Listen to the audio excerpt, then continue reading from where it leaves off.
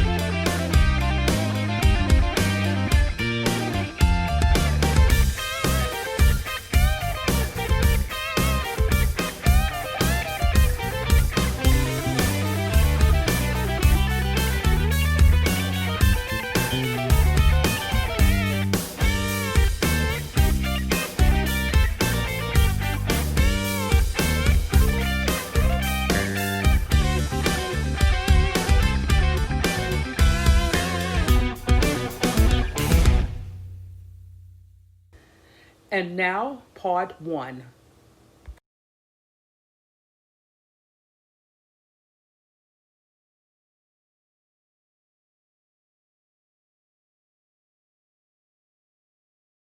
The Radio Takeover with Dee Rivers. Good afternoon, ladies and gentlemen. This is the audio version of the Radio Takeover with Dee Rivers. And I have a very, very special guest with us today. He's also a very dear friend, Mr. Frank Brittingham. And he's going to tell you his story. I don't want to say too much about it because, I don't want to take anything from Frank. I got him on the show. I don't want to be talking and tell his whole story. I want the audience to hear it directly from Frank. So how you doing today, Frank? Hey, Dee. Pretty good. It's getting that late here.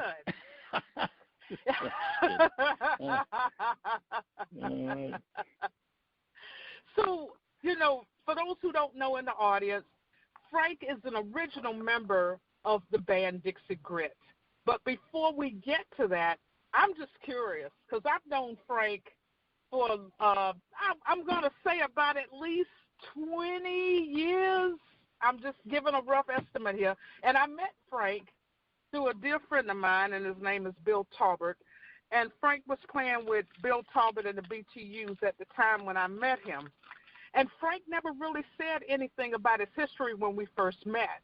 So I kind of found out along the way and throughout the years as I got to know him that he has this very, very rich history. So, Frank, just jump in anytime you want here. And I'm curious, how in the world did you get started playing guitar? Why not laying bricks or digging ditches or anything like that? Why guitar? Okay. Well, probably like anybody else did. I had an early start on it to what things are like today, though. I mean, almost everybody plays guitar these days. If you watch any TV show or movie or whatever, most of the time there's some sort of scene where you see a guitar hanging in the background in the guy's living room or hers, whatever. But for me, I guess it was the fact that my family has always had some kind of musical involvement. My mother and father met when she was a singer in the Army at the USOs, and I think that was actually here in Augusta when that happened. My dad's from Augusta. My mom was from Chester, Pennsylvania, and I've always just kind of had it naturally from her. I didn't even know that she was a singer until later on as I was growing up. And of course I'd hear her singing all the time, but I'd never realized that was what she did at one point. She wanted to be a singer.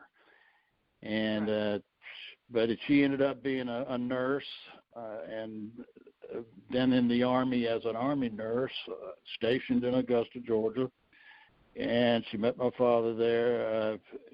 But also her brothers up in Pennsylvania, three brothers, my three uncles from her family, they are all banjo players and guitar players, play folk music. And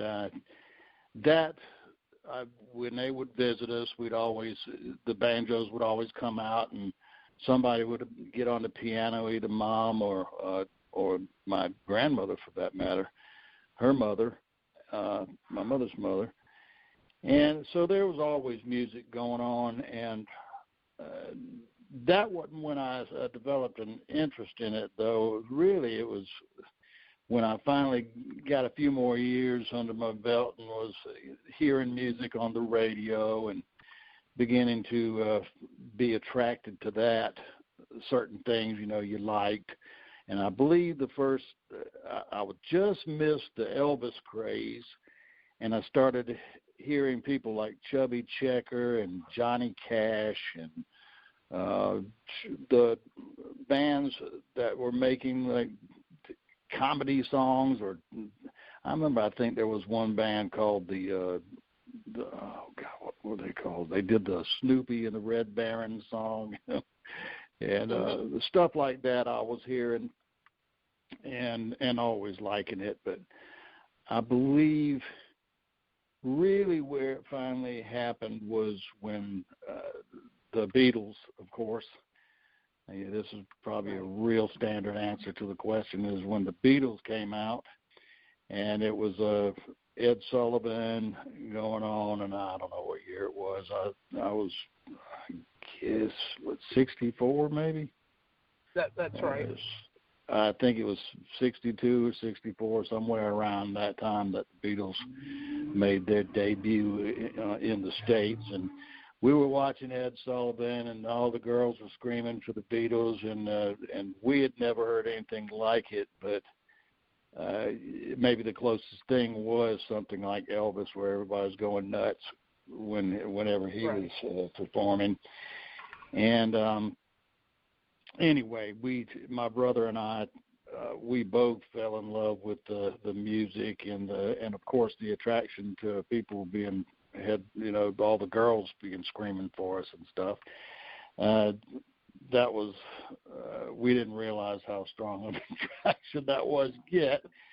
but it looked good to us, and I guess after that, as we got more and more excited about that kind of thing, my father, being a novice guitar player also, he didn't do it professionally ever, but he loved to pick around on a guitar. He always had some sort of nice guitar around, and he could play.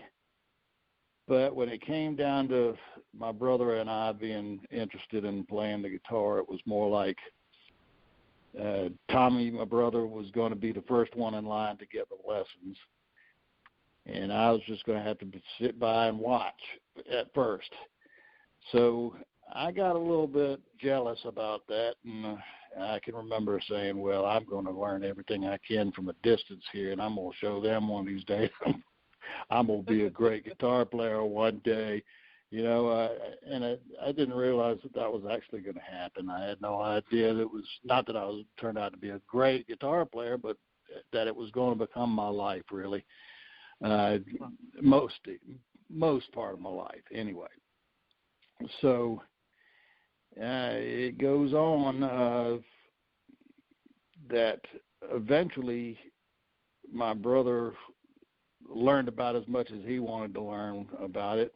I knew some things, and what finally happened was that I started showing a little bit more of an interest or an ability and a natural ability to my family, me, and anybody else who was observing at the time, is that I love to sing.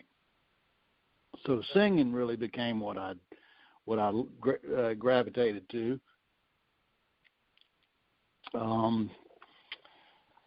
We imitated everything we could hear, and we tried to get as close to sounding like the artist or the voices and the playing that we loved, and that was our quest. Was we were going to be exactly like them. Didn't find out till later how hard it was going to be to find our own voices, our own styles, our own kind of thing later on in the future. But yeah, you have to kind of pardon me too. I might lose track of where I'm going with this. And after we saw the Beatles, which was the epitome of it, is we just completely were bowled over. My mother, after the Ed Sullivan show, and we were all just crazy about it. We were hanging out at the house one Saturday when Mom usually went to the grocery store. This was 60s. And she'd come around the back of the house in the car and honk the horn, and we'd have to come down and help with the groceries, bring them into the house. And she had a little surprise for us. We went down and she opened the trunk, and we looked down, and then the first bag of groceries there had 2 or 3 tickets to this local showing at the Bell Auditorium here in Augusta, a local showing of A Hard Day's Night, the Beatles' closed caption television screen on the big screen at the Bell Auditorium, and we just went nuts. We were going to go. We thought we were going to see the Beatles, the actual Beatles, but it turned out it was good enough for us. So we went down to the Bell Auditorium when it showed, and of course it was the same kind of scene. Not only were you seeing the Beatles on the screen, but everybody in the audience was going nuts just watching the screen and going for that. So that even sealed the deal even further. We wanted some of that, you know. So, right. And I guess I'm going to fast forward a little bit. I don't want to spend too much time in my childhood there, but we ended up, my brother, after a couple of years of having been hardcore Beatles fans and every other band that came out with the British invasion and that era, I had been singing a few years, learning a few things on the acoustic guitar mostly.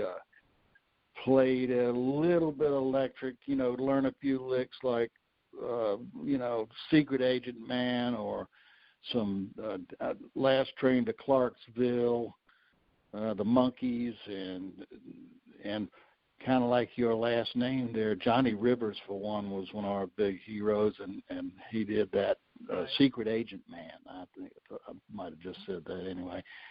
And Ventures, just anything we could get our hands on and anything that's had that cool sound of an electric guitar. But one day, my brother had already been playing in a band. Tommy, my brother, was the guy who had the most influence on me and taught me just about everything I knew from the beginning of it all, because he learned it from my father. Then he passed it on to me, basically. He was a real stickler too, so if I learned it from him, I learned it the proper way, if at all. And one day I'm sitting up in the window at the house, in my parents' house, and he comes pulling up with his buddies in his band, and David Perper, Butch Justo, and Vernon Kalinowski, and a bunch of guys I didn't know. They were my brother's age, about 2-3 years older than me. And next thing you know, I'm hearing them all yelling and hooping and hollering and doing whatever they were doing.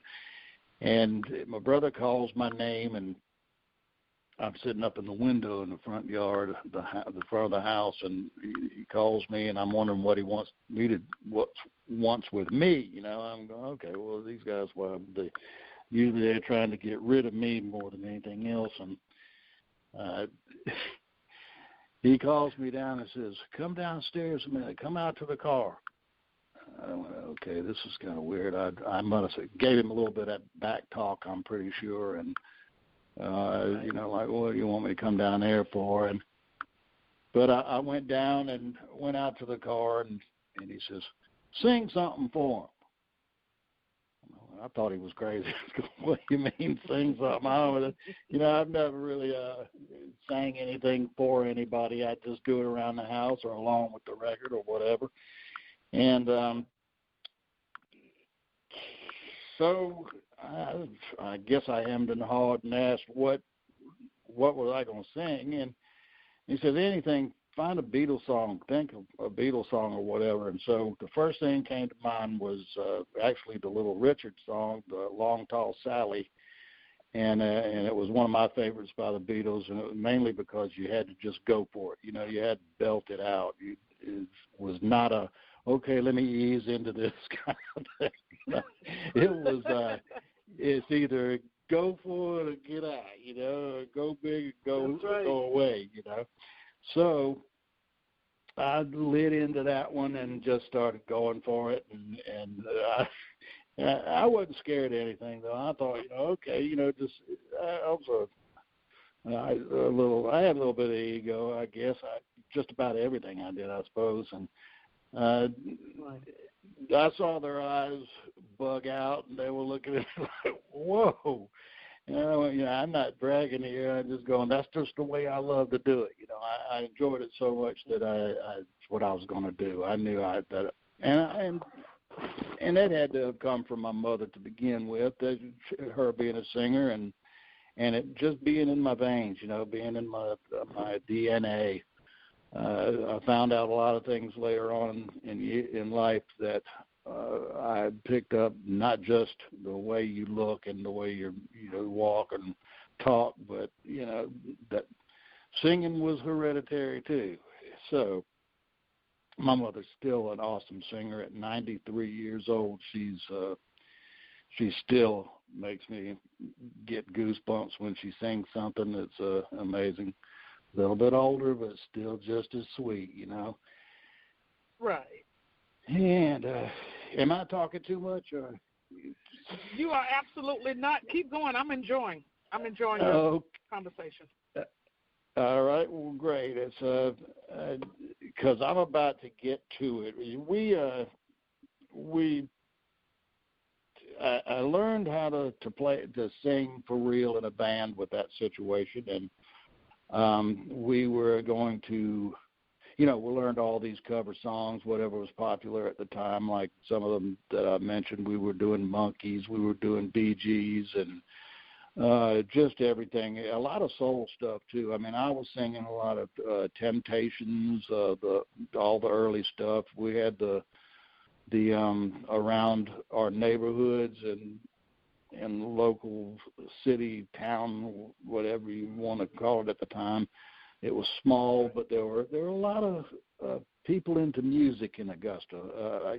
James Brown was from Augusta, and of course he was one of the local heroes, especially the fact that not only that he was just incredible, and we all just were blown away by James just naturally, but Augusta just seemed to be a music town anyway, that we didn't even know that it was that way. We weren't old enough to yet. We hadn't even gotten out and experienced anything seriously musically yet.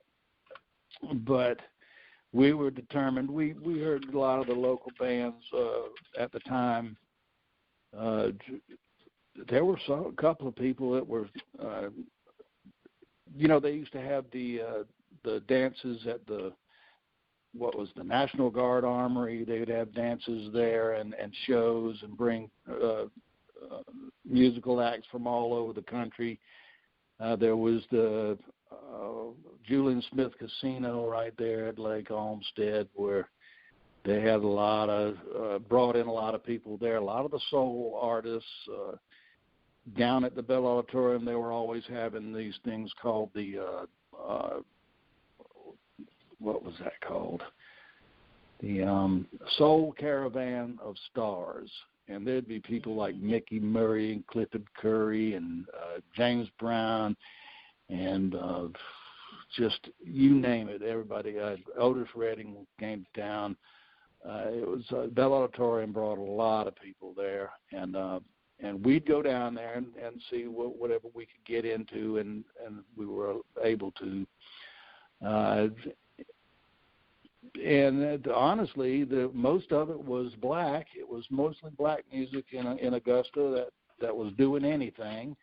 A couple of local, and of course we were trying to imitate the black singers also. And if you were any good singer at all, you had to sing soul music.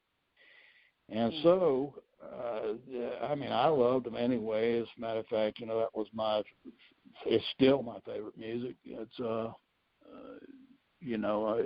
I'm still singing My Girl and It's Growing and just anything.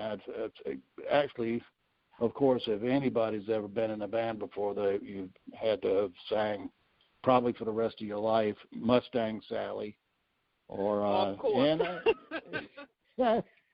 I'm still getting there to having to sing that song. And how many ways can you sing it after about 50 years other than, it's not the same song anymore. You've made it your own if you're a singer. But even some of my old high school friends still say, "You still singing Mustang Sally?" I'm like, "Yeah, still singing it," Yeah. So, it's amazing. As a matter of fact, one of my claims to fame was singing "Try a Little Tenderness" by Otis Redding. And I had learned from a local black artist who was big in Augusta, was Cortez Greer. And he was always such a nice and approachable guy and just a real flamboyant and just a personable guy at the same time. And no matter who you were, he always treated you like you were a king. He treated me, even though I was going, why is he being so nice to me, But that's the way he was. And never seen anything like him in my life, next to like James Brown. Was Cortez I didn't actually think of him as being that great of a singer as far as my taste in singers went, although he did have a great voice. It was just that his thing wasn't so much about singing. It was that was the I guess the catalyst for it, when he was more of a showman, and you couldn't take your eyes off of him. He would be all over the place. He'd be on the floor flopping around, or he'd be crawling the walls and up and down the sides of the Bell Auditorium when he'd do a show there. And it was just amazing. It was captivating. I was, at my age at the time, I was just going, man, this guy's unbelievable. And at the same time, a pretty good singer too. But that was his forte, was how he'd get the audience and just go to town. And the whole place would be going nuts for him. And Cortez, everybody was telling me, well, you need to do more of that, man. Yeah, you sing pretty good, but you need to do more of a show. You need to start, taking some notes from Cortez. And I was thinking, well, okay. I was more like into, I like singing. My thing is singing, but, I'll try a few things. Well, it became part of, everybody could tell that I'd seen Cortez once or twice.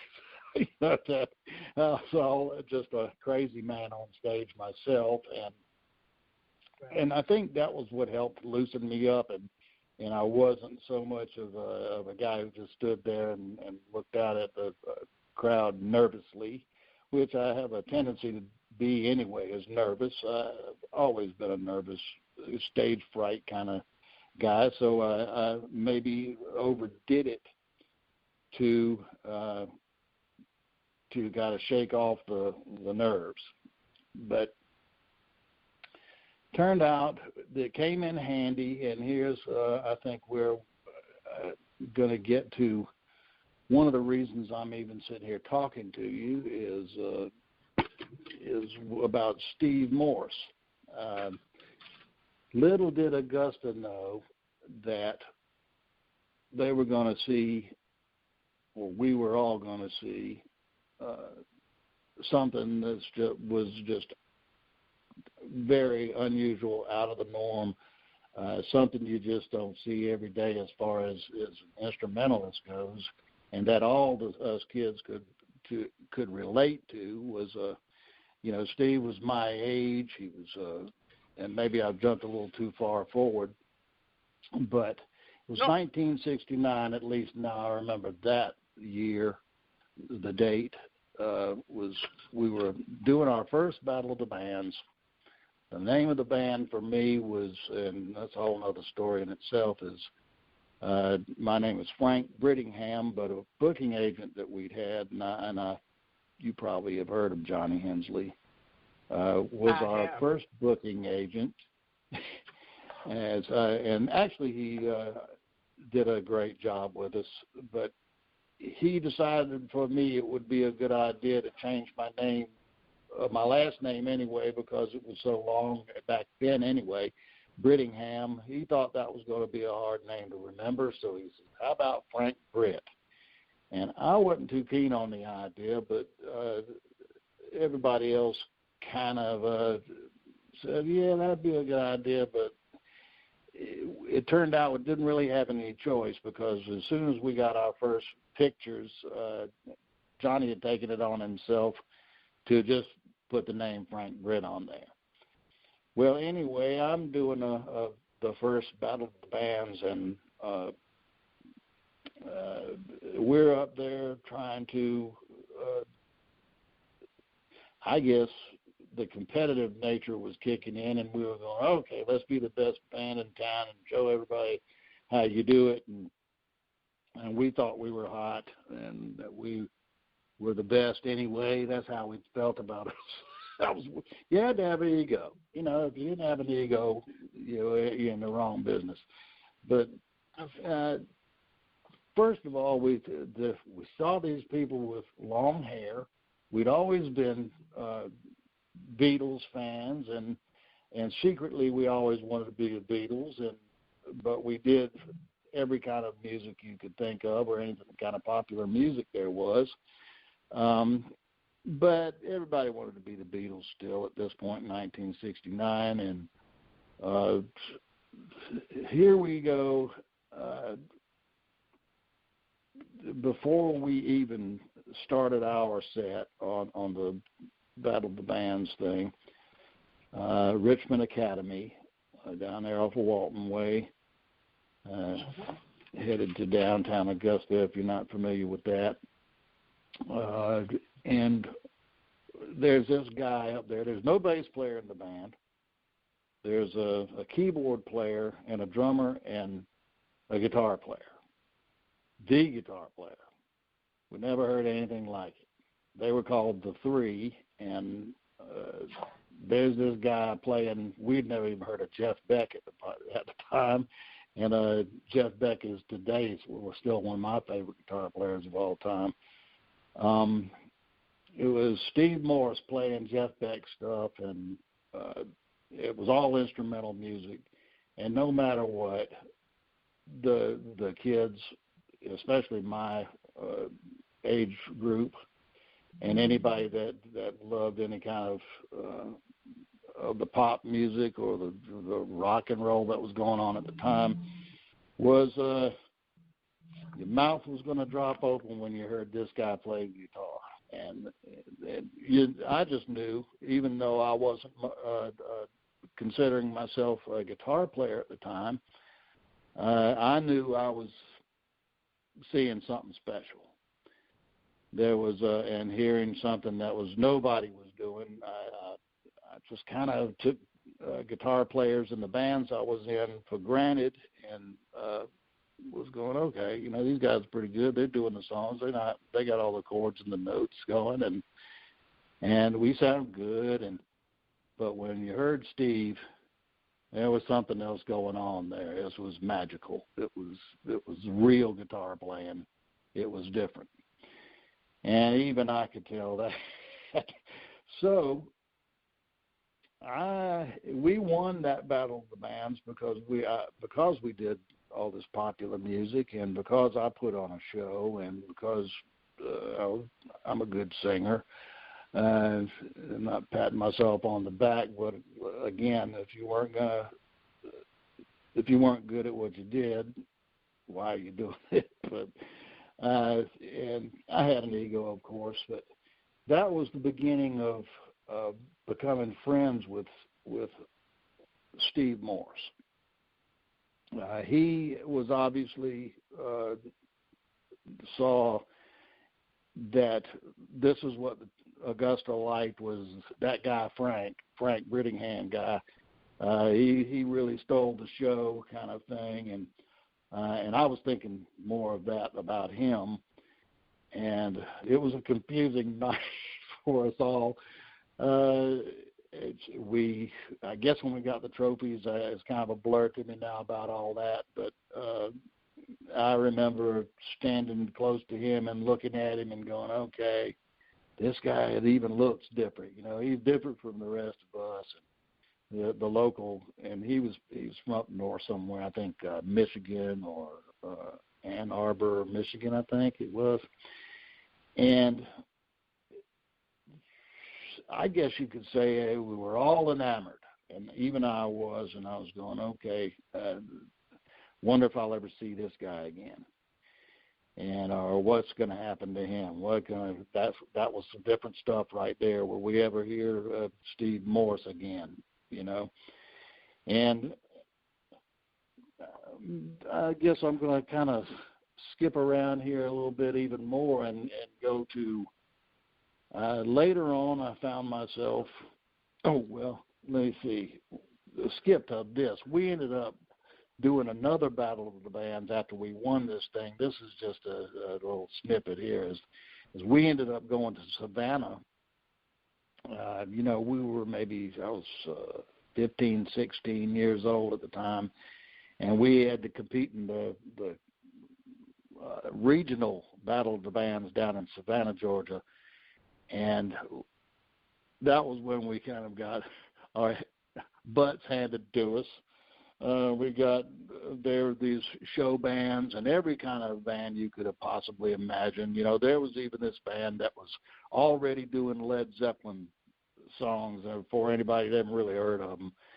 And I'll never forget the drummer was saying, "Man, listen to that! They're doing Led Zeppelin." I'm going, what is a Led Zeppelin? You know, so it was after that we were seeing things getting a little bit more serious. It was the music business was not as just homegrown and not as easy as pie as we thought it was going to be.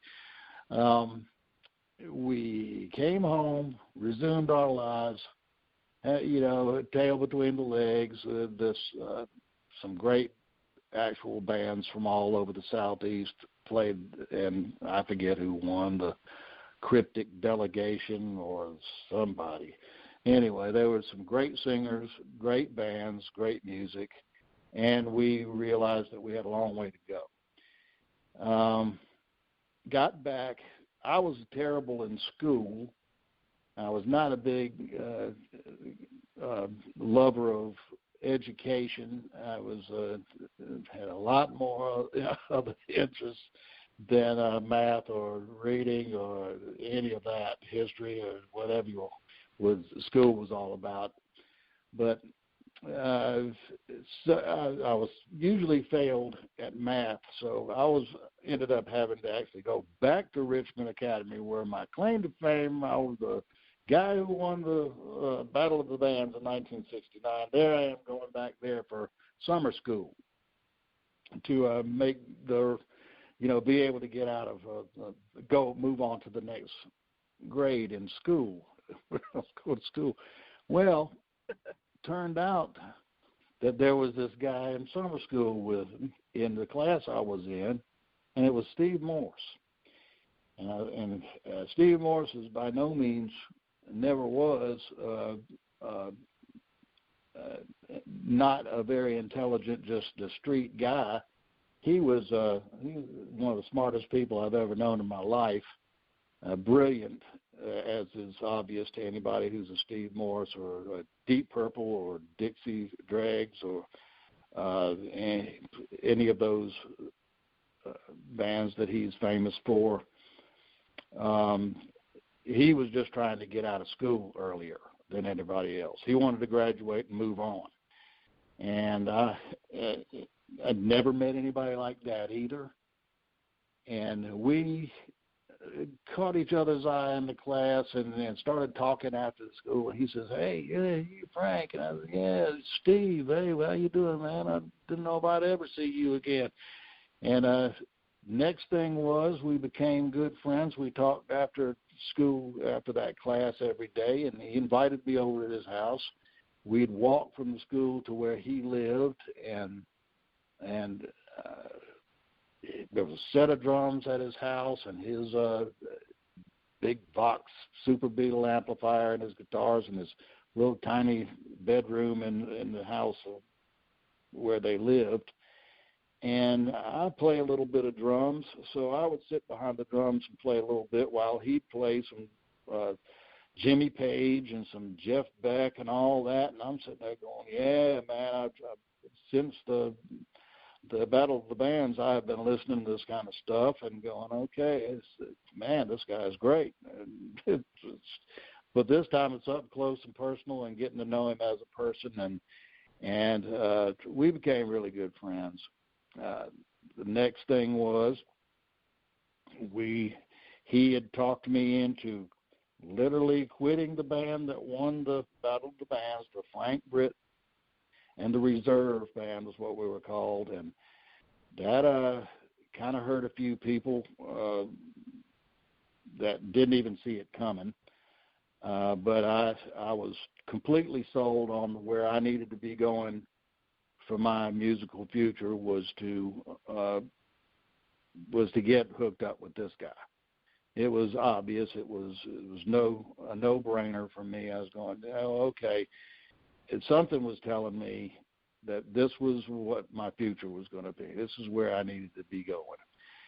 And at this time, I was still not even a guitar player. I had never really played guitar in a band other than just fiddling around as a young kid. And so I became a singer for a rock band now. I was singing Led Zeppelin, or screaming Led Zeppelin more like it, instead of singing melodic soul tunes or Beatles songs, or we did do a few Beatles things, but they were more like the weird stuff now that the Beatles started going towards with the White Album and all that. And things were changing. And actually, I even thought I was going to lose my voice because I was trying to scream all this Robert Plant and Led Zeppelin stuff. And it started to get me a little bit concerned, but it was still, I was having more fun than I ever had in my life, and being a side man to a guy who was more of a I guess an attraction than even I was, and I was feeling more like, well, this is where it's at. This feels like the real thing. So that's a kind of a complicated, long story there. It's Andy West moved into town up a few blocks away from my family's house, and next thing you know, Andy was in the band with me and Steve, and that Andy West and Steve Morris became an item as being two of the hottest players in the city of Augusta, and we couldn't really hang on to Steve, actually, who had more of an idea of how he wanted his band to go in the future, and what he was looking for in a band ultimately. And I wasn't so sure that I shared all of his thoughts on that, because I had my certain taste too, things I liked about music that weren't 100% as far as the Led Zeppelin approach, or the more instrumental aspect of music. Although I'd been playing a few things on the guitar here and there, and kind of keeping in, a little bit of on top of that, but not anything other than just playing at home mostly though. And at one point, it had gotten to where Andy and Steve wanted to stretch out a little bit further and do some more of this stuff that was up and coming, the instrumental side of rock music that was getting to be, with like Jeff Beck more, and the long drawn out stuff where guitar solos went on for 25, 30 minutes. And of course, people like Steve could pull that off. Well, Steve Morris, his career, it speaks for itself, and I can't really tell anybody much more about that other than what he's famous for. Probably the most famous guitar player in the world now, one of them anyway. But how I ended up playing guitar is what I'm about to get on to. A little bit of coffee there. Okay. I maybe just keep rattling here, because if I don't keep track of what I'm saying, I'll probably completely lose where I am. But the next step was the keyboard player in our band, Johnny Carr. He's from Aiken, South Carolina, and he was also probably the only, well, not the only, I guess, Mark Parrish, who ended up being a Dixie Dreg, and let's see, I think he was probably the only other big notable keyboard player from Augusta at the time. Ronnie Lane, who played with Cortez. He was another one of the well-known keyboard players around Augusta. Ronnie's still around. Well, Johnny had decided he wanted to had a little bit more of a spiritual, religious side about him, and he wanted to basically get involved in more of the spiritual, I don't know what you would label it back then, but not gospel, but more Christian-oriented music, church music, and he decided he was going to leave the band, and that was when the more guitar-oriented vibe came in, and it was going to be the meat and potatoes was going to be guitars, stringed instruments, bass and guitar, Andy and Steve. And with the keyboards gone, one day I get this suggestion, or not even a suggestion actually. I was told by Steve Morse that I was going to start playing guitar. And it was, of course, Steve had a wonderful way, actually. It was, you always felt like, okay, Steve Morse was probably, and is well known today for being one of the nicest human beings you never meet, and not a real egotistical bone in his body, very approachable. Everybody that met him meets him to this day, has the same thing to say about him. But Steve decided that I was going to, he said, well, you know enough about the guitar to be able to play some licks and the chord progressions behind me without the keyboard player being here anymore. I kind of need a little bit more of a rhythm guitar player going, and Andy agreed, and I was going, oh my God, what have I got myself into? I was had no aspirations. I didn't really think of myself as I was going to be a guitar player. Here I go. That's what I want to be. And but Steve saw it for me, obviously, and I said, well, what am I going to do?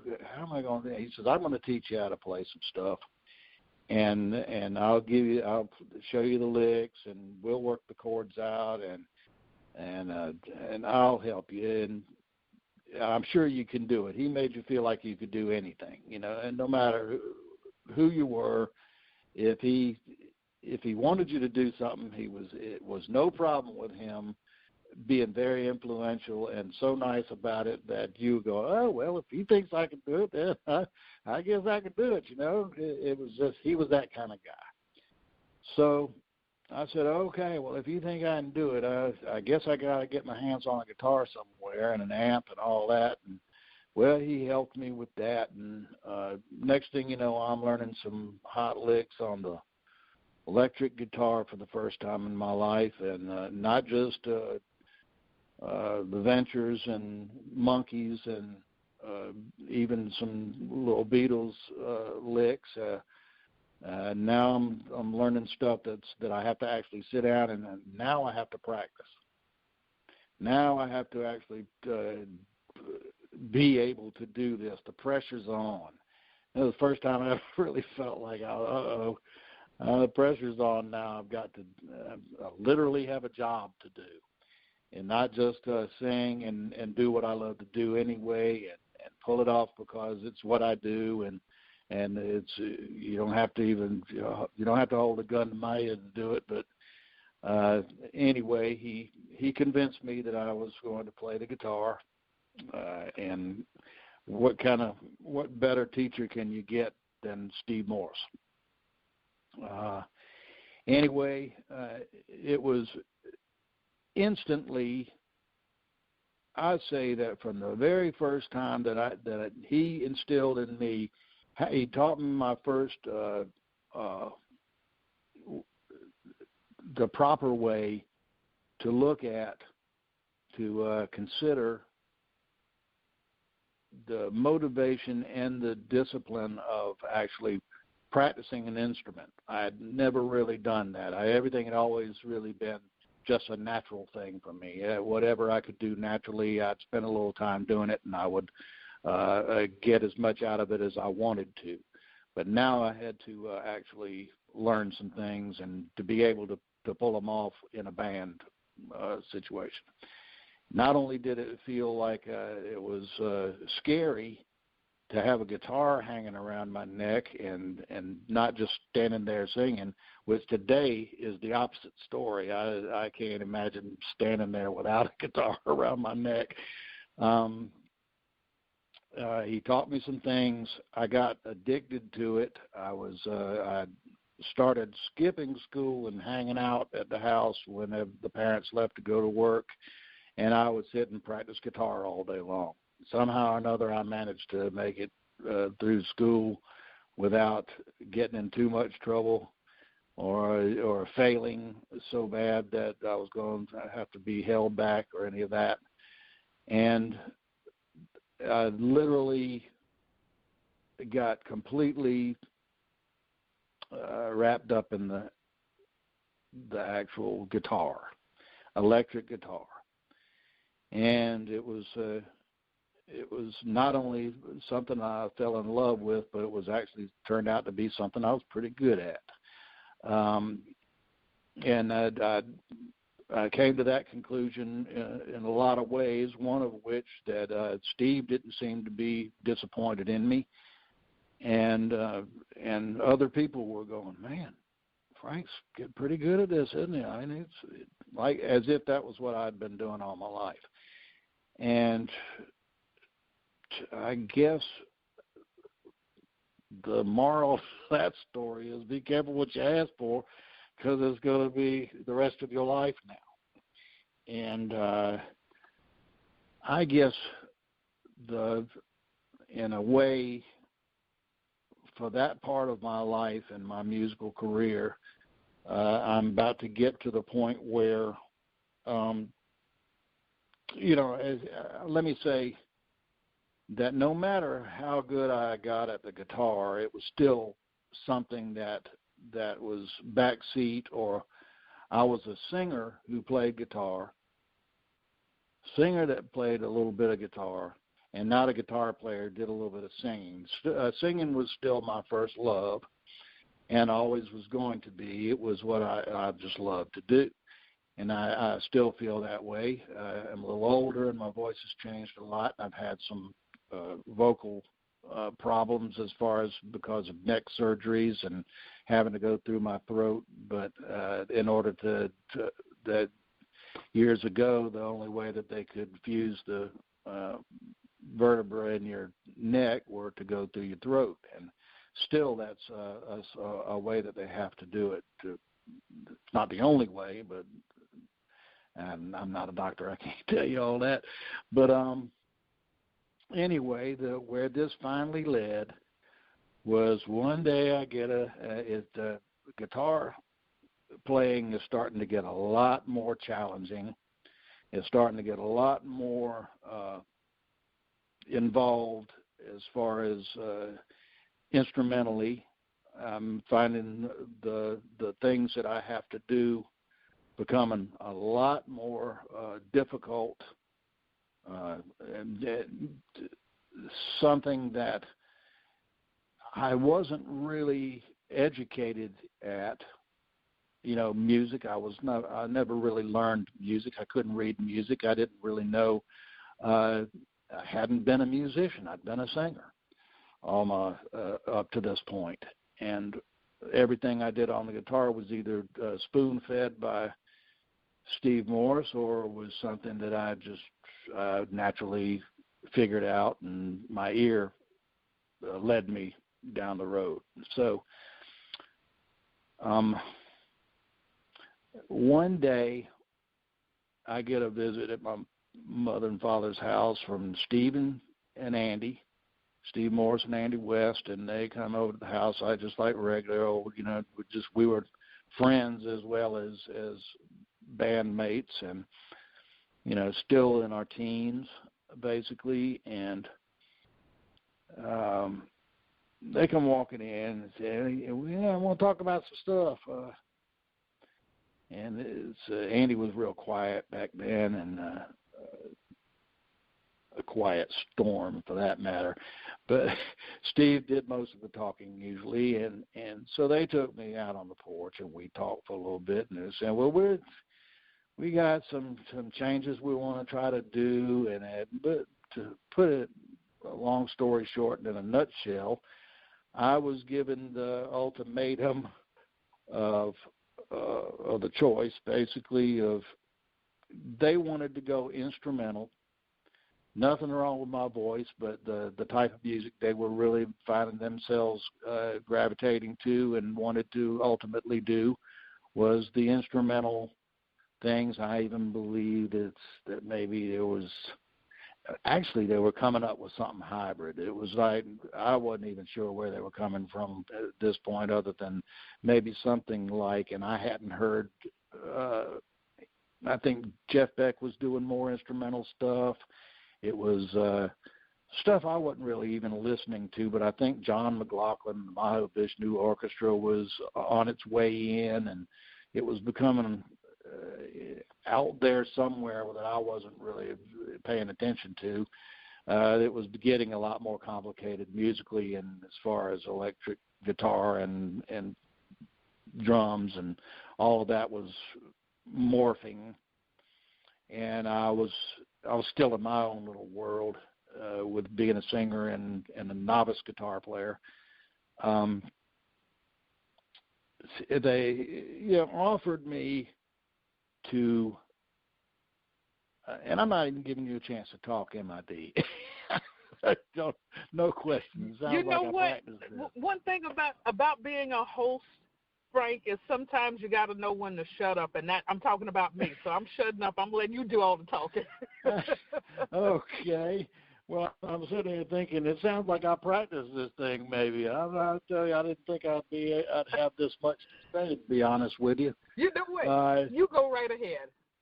Okay, and you tell me when I need to kind of slow down, or if we need to take a break or anything. But anyway, back to that.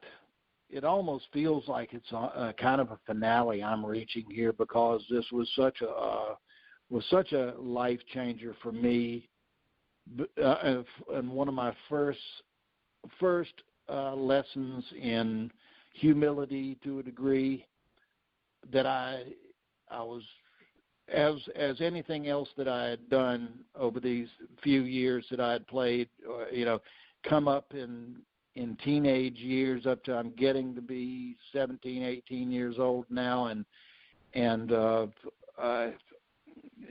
I'd get presented that they wanted to go instrumental, and if I was interested, that I could, they wouldn't need me to sing anymore. And this is now, it's a Steve Morse band, and this is, he's been making a name for himself in every way possible around the local scene, just as a renegade, super bad, the man on the guitar, and no matter what was going on, he was going to get himself out there, and that was what it took. And he's and never held anything against him about that. But it wasn't something that we were used to seeing in, by at least in my age group or any of the circles that I thought that I worked in, is that you get out there and you do it.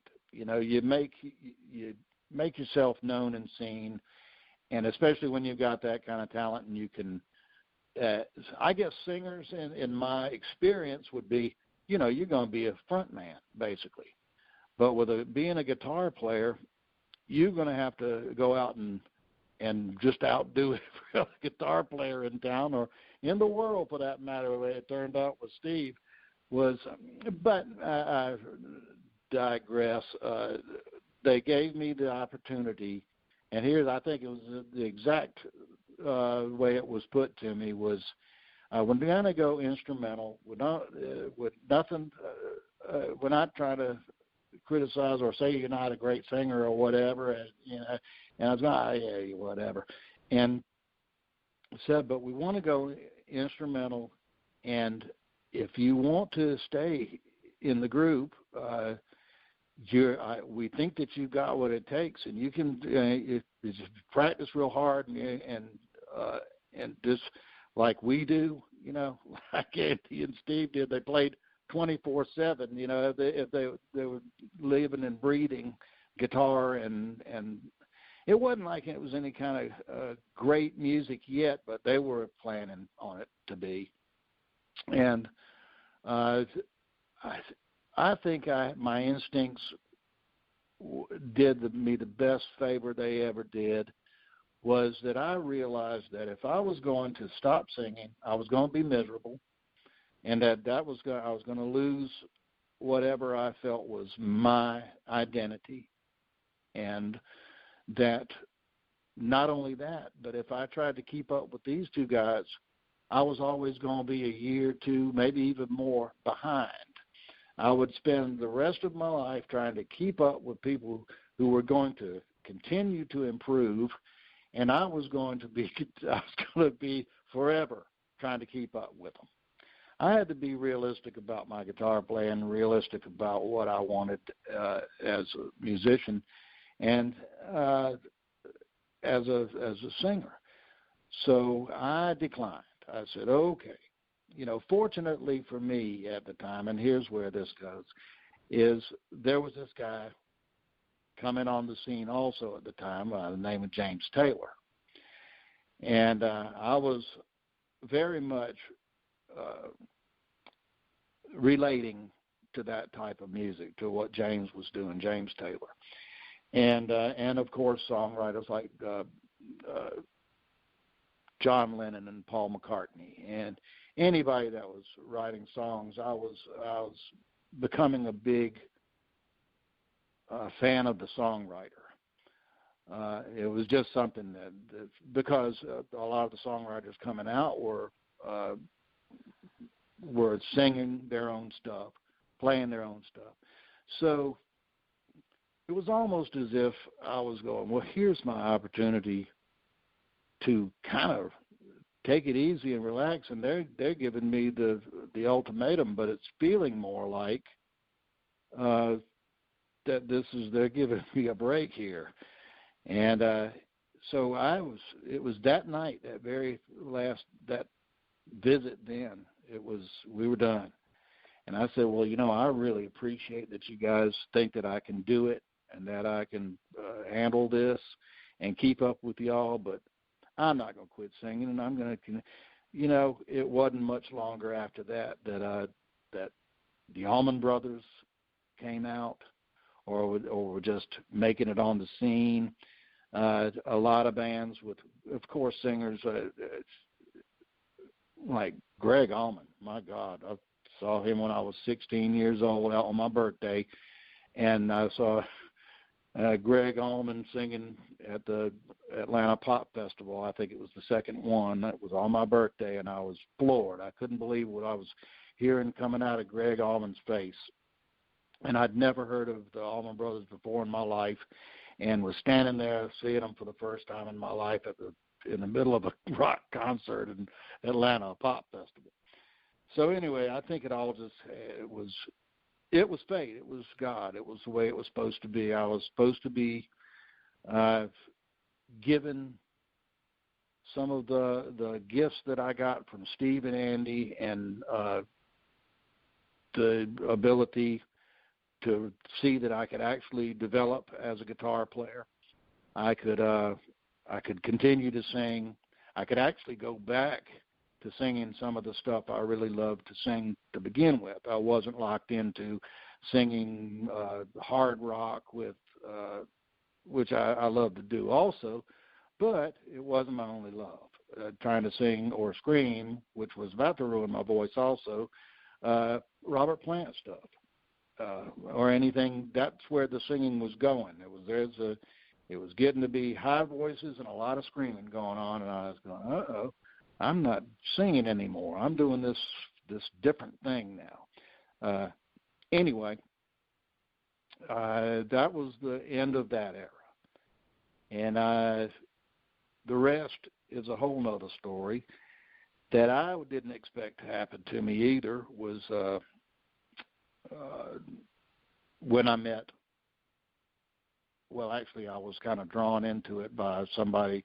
I'd started going, you said something earlier about, I know I'm skipping around here and not trail of thought here, but I did have another life actually on the side also back in those days. I wasn't afraid to get out and do a regular job. I worked on trucks. I did plumbing jobs where I dug ditches, and I always had a job where I could make some money, and because you weren't always going to be making money playing rock and roll.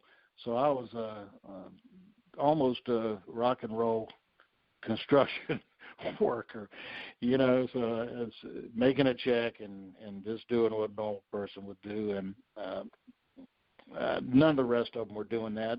Andy and Steve, and they were all, it was going to be music and nothing else. It was just going to be that. So I happened to not see life necessarily that same way, which was just, I guess, my family and my upbringing that made that part of how I lived. But anyway,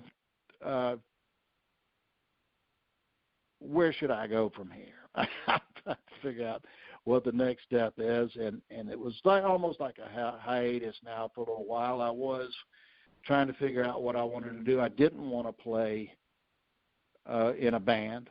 I was actually thinking to myself, I pretty much had it with the band thing. I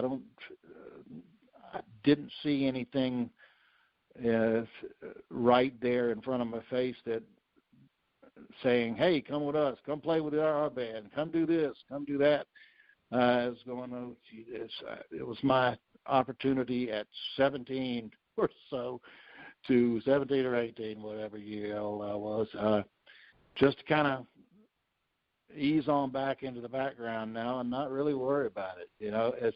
I think I'd made a few people upset with me a little anyway, because I had abandoned one band to go to another, from the fame and the prestige, so to speak, quotation marks of the Battle of the Bands and being, that whole thing, to jumping ship and then going and joining with Andy and Steve, being part of that band, or actually being part of that band before Andy even was.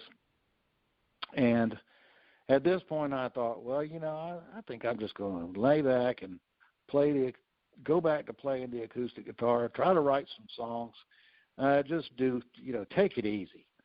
And I actually liked that. It was less pressure, and if anything, I was finding what I really love to do. And I guess, in a word, I'm a songwriter. And I figured out how to do that. I found that I had a little bit of a knack for that. It wasn't great, but my own mind and my own ego wasn't telling me, "Oh, you can't do that." You don't have that. That's only certain individuals are good enough to do that. You have to be gifted to do that. And well, my ego and my inner self was telling me that, hey, I can do that. I really do. I love to put chords together and come up with a melody and do all this. It might have been very elementary and not very polished or smooth and very brilliant or anything, but something in my mind and my heart and soul was telling me that I was good at that too. That was something I really liked doing. I could do this. And since then, it's always been really my true love also, is I love to write songs. I'm always listening for something something to just come out of nowhere. I say I'm a big believer in God and fate also, and purpose, um, and I believe that was what was given to me, and that God meant me to be for one thing, to stay alive in spite of some of the lifestyle that I've lived over these past 65 years. I haven't been an angel. I've done some crazy things, and I've lived hard and rough for a lot of years. But I've always had something to say. I've always had a faith in God. I've always had a feeling of that. This can be something, gives me something to say about life, the way I feel about life. And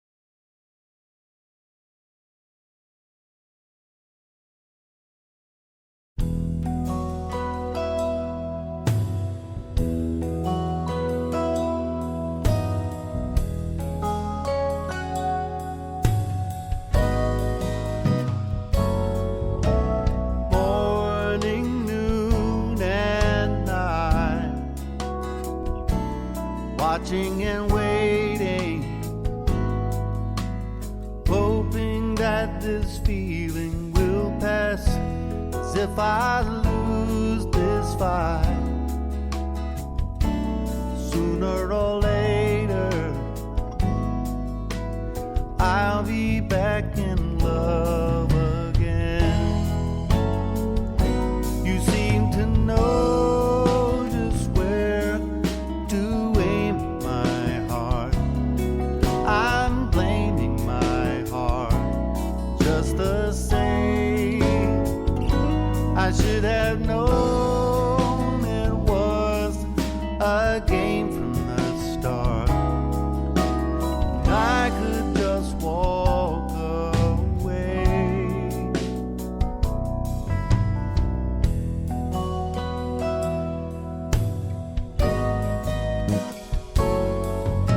'Cause when you look so fine, I'm captivated, and I can taste your love on my lips. It happens every time, and I can't explain it, 'cause I'm right back in love again. You seem to know just how to play with my mind, have your way with my mind any day. And so I pray this time won't even get started, and I can just walk away.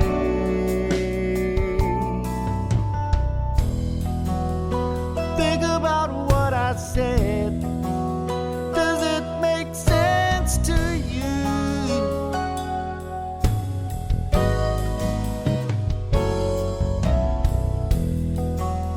And think about what that means, 'cause every word is true.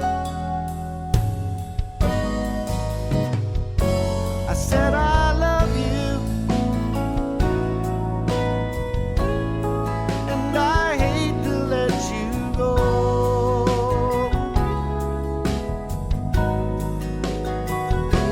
As funny as it may seem, I just wanted you to know.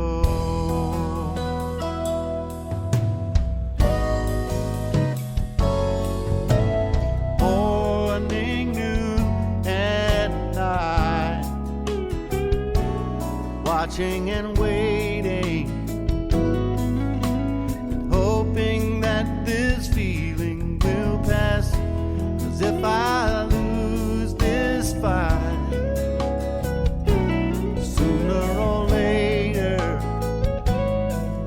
I'll be back in love again.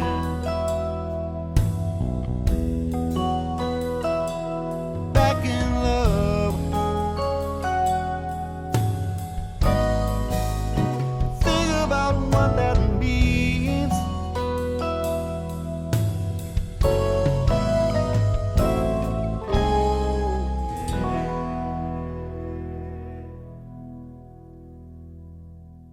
The Radio Takeover with D Rivers.